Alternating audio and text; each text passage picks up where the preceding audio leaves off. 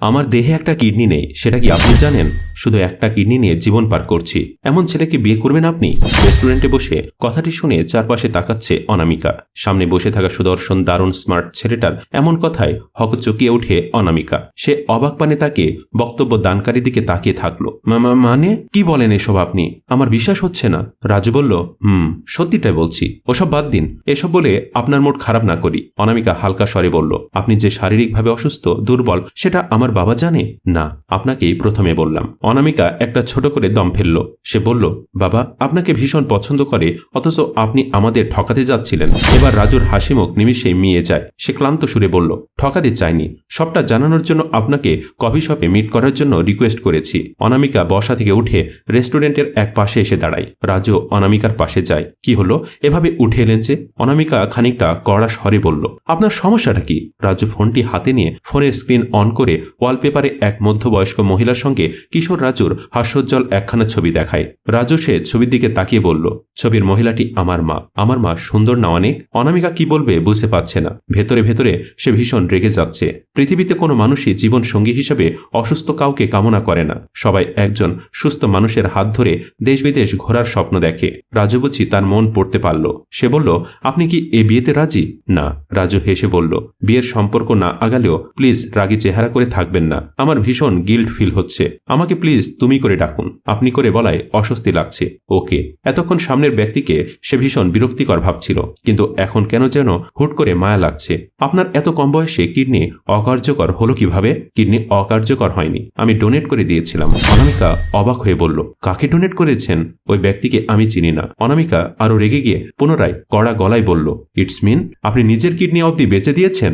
বলতে গেলে হ্যাঁ। আমি আপনাকে কোনোদিনই বিয়ে করব না। যে মানুষ নিজেকে ভালোবাসতে পারেনি, সে অন্যকে কি করে ভালোবাসবে? টাকার জন্য যে নিজের কিডনি বিক্রি করে, সে নির্দ্বিধায় তার স্ত্রীকেও বেঁচে দিবে। কাটাময় কথার তলোয়ার রাজুর বুকে ছোবল মেরে হনহনিয়ে বেরিয়ে যায় অনামিকা। সে একটাবারও পেছনে তাকালো না। কি করব জানি না, তোমাকে যে ভালোবেসে ফেলেছি। রাজু বাসায় এসে রান্নাঘরের চুলোয় ভাত বসাতে যাবে, এমন সময় একটি কল আসে। মোবাইলটা পাশ থেকে নিয়ে দেখলাম বাবার বন্ধু অর্থাৎ অনামিকার বাবার কল। কলটি রিসিভ করে সালাম দিলাম, আর উনি সালাম নিয়ে ভীষণ দুঃখ ভারাক্রান্ত মনে বলল, বাবারে, অনামিকা বিয়েতে রাজি নয়, তুমি আমাকে ক্ষমা করে দিও বাবা। এ বলে কল কেটে দেয়। কথা শুনেও রাজুর মনে কষ্ট হয় না, কারণ সে এমন কিছু আগেই আন্দাজ করতে পারছিল। পরের দিন দেখা যায় রাজু অনামিকার কলেজের গেইটে দাঁড়িয়ে আছে। অনামিকা বের হতে রাজুকে দেখে ওর কাছে গিয়ে বলল, কি সমস্যা? আমার ভার্সিটিতে কেন এসেছেন? ভার্সিটির গেইটের সামনে দাঁড়িয়ে আছেন কেন হ্যাবলার মতো? রাজু মুস্কি হেসে বলল, তোমার ভার্সিটিতে দারোয়ানের চাকরিটা পেয়েছি। অনামিকা পুনরায় রাগী চোখে তাকাতে রাজু শব্দ করে হেসে বলল, ভাবছি দারোয়ানের চাকরিটাতে জয়েন করব, তাহলে দিনে দুবার তোমাকে দেখতে পারবো। এর চেয়ে ভালো আর কি হতে পারে? এত ফালতু কথা কিভাবে বলেন আপনি? খুব বেশি বৃষ্টি হবে আজ। অনামিকা, চলো আমার সাথে একসাথে যাই। আমি যে এখানে আসছি তোমার বাবাকে বলছি। অনামিকা আকাশের দিকে তাকায়, তারপর বৃষ্টির কথা ভেবে রাজুর সাথে চলে যেতে পা বাড়ায়। একটু এসে রাজু দাঁড়িয়ে বলল, তোমাকে এক জায়গায় নিয়ে যাব, যাবে আমার সাথে? না, তোমাকে রাগলে অদ্ভুত সুন্দর লাগে। আমি বোধহয় পৃথিবীর একমাত্র প্রেমিক যে তোমার রাগী চেহারা দেখে প্রেমে পড়েছি। ইনডাইরেক্টলি প্রপোজ করছেন না তো আবার? সরাসরি বললাম। অনামিকা রেগে গিয়ে বলল, চুপচাপ আছি এজন্য মাথায় উঠে নাচা শুরু করেছেন? আপনি কি শুনেননি আমি বিয়েতে না করেছি? তাহলে সমস্যা কি আপনার? অপমানিত হতে ভালো লাগে? আমার সমস্যা হলো আমি তোমাকে ভালোবাসি। আজ তোমাকে আমার জীবনের গল্প শোনাবো। চলো সামনে গিয়ে রাস্তার ধারে বসি। তারা হেঁটে যায়। রাস্তায় পাশাপাশি দুজনে বসে। জানো, বাবা যখন মারা যান তখন আমি সবে 9-এ পড়ি। মা একা হাতে আমাকে মানুষ করেন। বাবা মারা যাওয়ার পর চাচা আমাদের সাথে যোগাযোগ রাখেননি। এমনকি আমাদের গ্রামের জমির ভাগ আমরা পাইনি।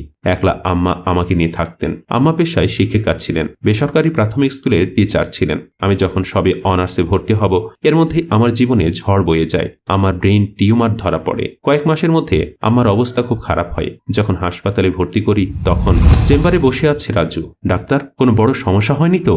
ডাক্তার বলল, দ্রুত অপারেশন করাতে হবে, না হলে হয়তো সম্ভব নয়, তাও দেশের বাহিরে নিয়ে যেতে হবে। ডাক্তার, দেশের বাহিরে অপারেশন করাতে তো অনেক টাকা প্রয়োজন হবে, এমনকি ঔষধ থেকে শুরু করে 1 সেকেন্ড ঢাকা শহরে নিঃশ্বাস নেওয়ার জন্য টাকার দরকার। আমি এত টাকা কই পাবো? তা তো আমাদের ব্যাপার না।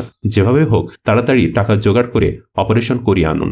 এমন সময় একজন নার্স এসে বলল, আপনি কি কিডনি ডোনেট করবেন? এক ধনী লোকের ছেড়ে 2টো কিডনি ড্যামেজ। ওর জন্য ডোনার খোঁজা হচ্ছে।